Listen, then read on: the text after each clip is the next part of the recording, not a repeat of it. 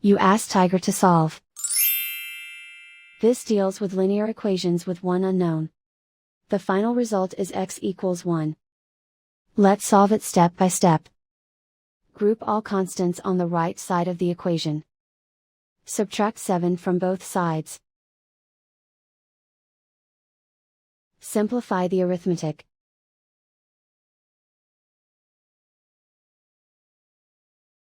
Isolate the x. Divide both sides by -12. Cancel out the negatives. Simplify the fraction. Cancel out the negatives.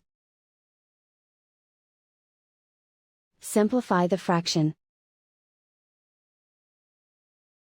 And so the final result is x equals 1.